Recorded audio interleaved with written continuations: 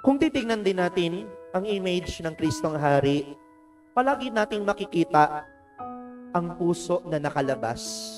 Bakit nakalabas? Kasi hindi niya sinasarili.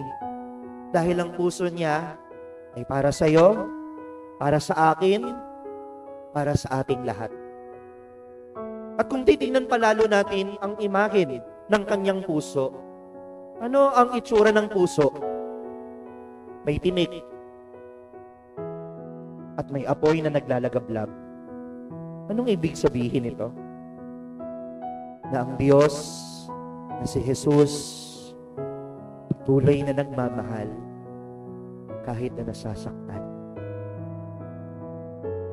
Mahal ka ng Diyos kahit hindi ka kamahal-mahal. Mahal ka niya kahit pasaway ka. Kahit makasalanan ka. Kahit nakakalimot ka.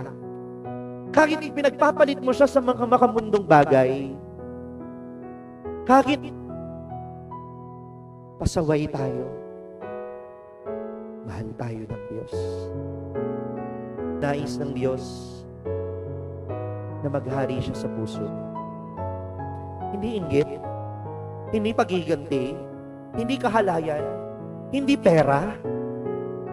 Nais niya, katulad niya, sino ang naghahari sa puso niya? Ikaw. Tayo.